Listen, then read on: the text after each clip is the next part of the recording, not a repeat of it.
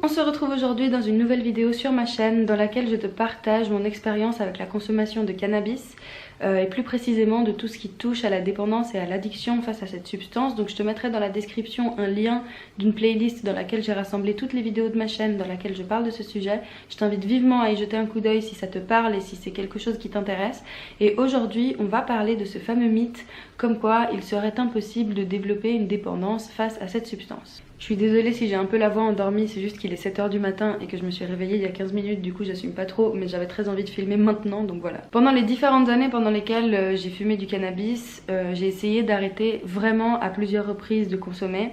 mais ça a toujours abouti à un échec. Un échec qui menait systématiquement à une consommation anarchique à nouveau, même si quand je recommençais, je reprenais un rythme stable entre guillemets et raisonnable. Et très vite, dans les semaines qui suivaient, je recommençais à fumer à outrance et à ne plus avoir aucun contrôle sur ma consommation. Et je comprenais pas pourquoi j'y arrivais pas, parce que justement, comme la majorité des personnes qui fument,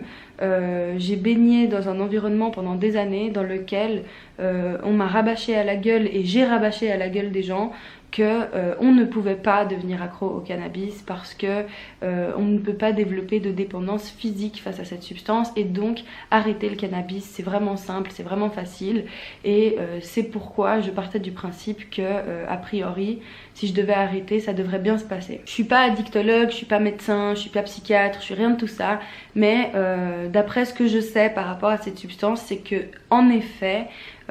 comparé à d'autres types de substances auquel on peut devenir addict, le cannabis a la particularité de ne pas avoir un effet physique au même titre que d'autres substances comme l'héroïne, la cocaïne, le tabac, l'alcool et même d'autres qui, pour le coup, sont des substances qui vont provoquer une dépendance physique très intense et dont il est parfois extrêmement difficile, voire dangereux de se sevrer si c'est fait n'importe comment. Par exemple, une personne qui développe un alcoolisme ne peut pas forcément arrêter de boire du jour au lendemain selon la dose qu'elle prend au quotidien, parce que ça peut mener à des séquelles physiques très graves, comme par exemple des problèmes cardiaques, des problèmes psychologiques, etc. Et donc le sevrage doit se faire progressivement, de façon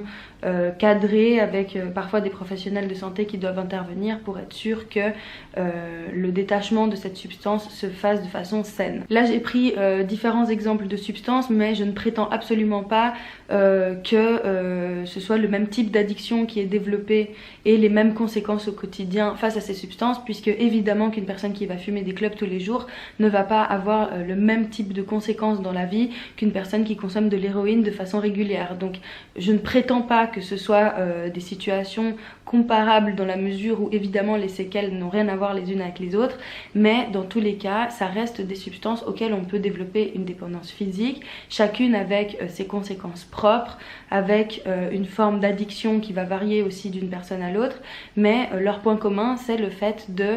créer vraiment ce manque physique dans la peau de la personne qui consomme. Donc oui, il y a toute cette partie physique dans laquelle c'est vraiment notre organisme lui-même qui va ressentir le manque et qui va réclamer la substance dans les moments où il ressentira le manque, chose qui est évidemment extrêmement dure à surmonter parce que ça devient comme une sorte de besoin vital, même si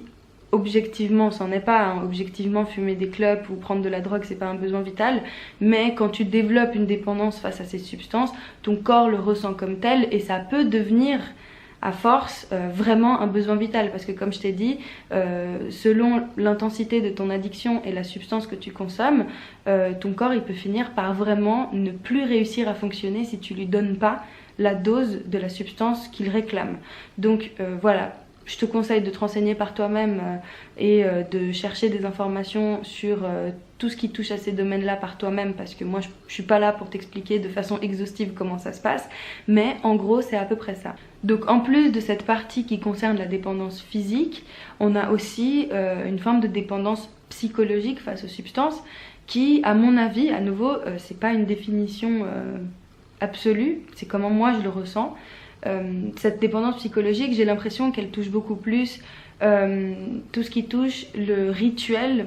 l'habitude, le geste, le fait de le faire dans un certain contexte, avec certaines personnes, à un certain moment de la journée. Et j'imagine que cette dépendance psychologique peut se confondre complètement avec la dépendance physique, mais d'après ce que j'ai compris, on peut quand même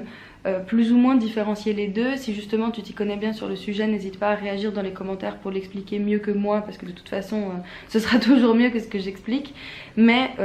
il y a vraiment voilà, différents aspects de la dépendance qui se manifestent sur des plans différents. Et justement, l'addiction au cannabis, même si elle ne va pas développer systématiquement, comme pour les autres substances, une dépendance physique forte et dont il est difficile de se détacher, on peut de toute façon et très facilement développer